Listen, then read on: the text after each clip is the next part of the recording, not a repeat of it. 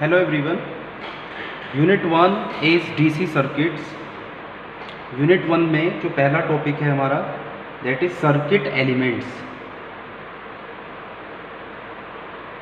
Circuit elements. Okay. Circuit elements. Circuit elements, इसमें जो पहला हमारा एलिमेंट है that is resistance. Resistance which is denoted by capital R. ठीक है, तो resistance is the property, electrical resistance is the property of a material. Electrical resistance is the property by virtue of which it opposes the flow of current. As we know that the definition of resistance, it is the property of the material by virtue of which it opposes the flow of current. Okay, so this is the basic definition of resistance.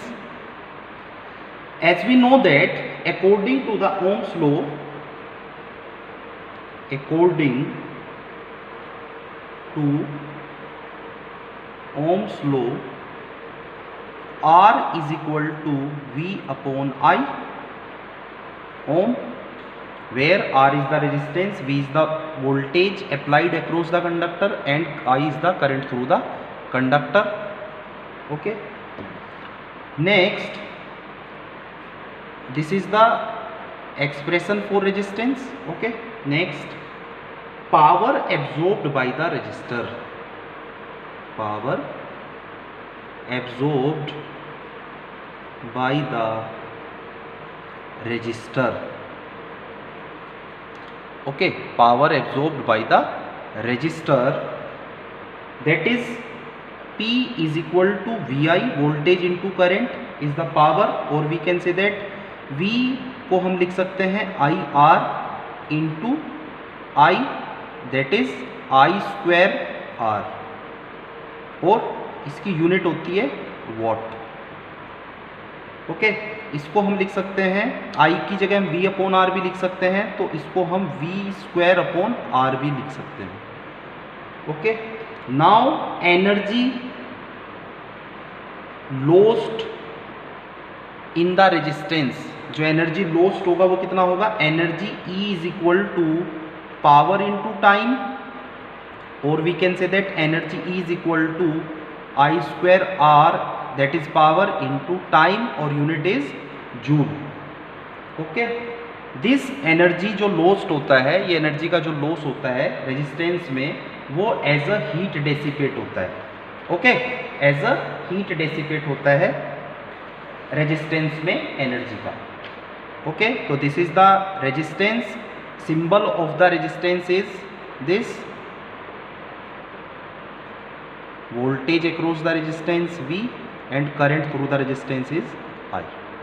Okay, next element is inductance. Next element is inductance. As we know that inductance is the property of inductor by virtue of which it opposes the sudden change of current. Inductance किसकी property होती है, एक inductor की, जिसकी वजह से वो sudden change of current का अपोज करता है. As we know that a simplest form of inductor can be formed by a conductor twisted in this manner. Okay, this is the simplest inductor. Current through the inductor is I, number of turns in the coil is N, and inductance of the coil is L. Okay, और जब आपको पता है कि किसी coil में अगर current flow करता है, किसी भी कॉइल में अगर करंट फ्लो करता है तो उसमें एक फ्लक्स प्रोड्यूस होता है. ओके, और ये फ्लक्स है इस तरह से, जिसकी डायरेक्शन हम Fleming right hand grip rule से निकाल सकते हैं, that is flux.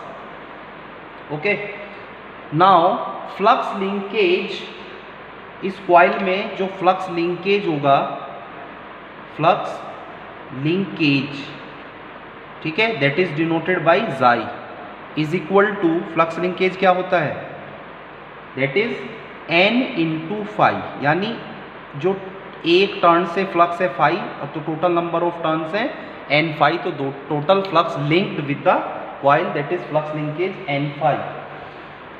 As we know that flux linkage is directly proportional to the I, okay, or we can say that n phi is directly proportional to I, or we can say that n phi is equal to Li, where L is the inductance of the coil.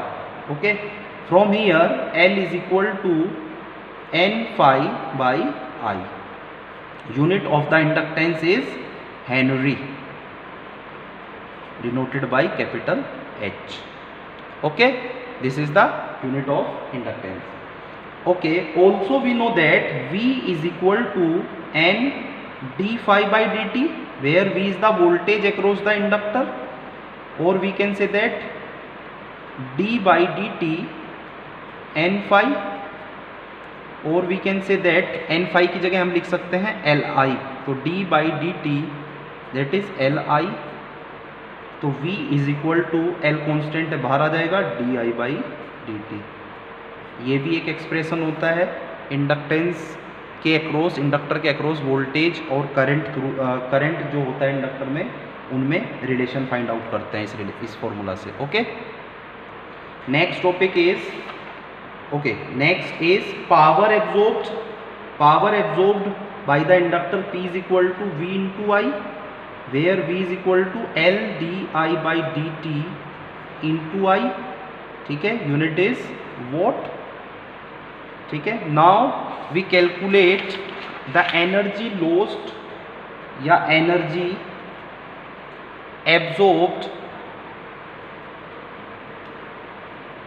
Energy absorbed E is equal to integration P dt, ठीक है, और यहाँ से हम इसकी value को put करेंगे, that is P की जगह क्या रखेंगे, L d i by d t into i into d t, इसको हम सोल्व करेंगे तो E is equal to half Li square, that is the energy stored in the inductor in the form of magnetic field. Okay, now next element is capacitance.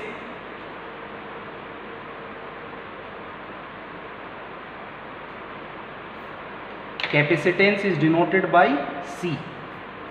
Okay, capacitance is denoted by capital C. Capacitance is the property of a circuit element by virtue of which it opposes the sudden change of voltage. ठीक है, और इसको हम ऐसे भी define कर सकते हैं, कैपेसिटर एक डिवाइस होता है जो चार्ज को स्टोर करता है, इसका यूनिट होता है कैपेसिटर का, कैपेसिटेंस का farad, farads capital F। Okay, तो एक कैपेसिटर लेते हैं हम, सिंपल कैपेसिटर C, इसका कैपेसिटेंस है C, इसमें करंट है I, और प्लस माइनस यहाँ पर आपने V वोल्टेज अप्लाई किया। Okay, as we know that charge stored in the capacitor Q is directly proportional to the applied voltage. Okay, or we can say that Q is equal to CV, where C is the capacitance of the coil. Okay, अगर हम इसको दोनों side differentiate कर देते हैं, इसको दोनों side अगर हम डिफ्रेंशिएट करते हैं तो ये बनेगा dQ by d t is equal to C dV by d t, और dQ by d t is I, so we can say that I is equal to C dV by dt. This is the relationship between current and voltage for capacitor. Okay, now the power absorbed, next is power absorbed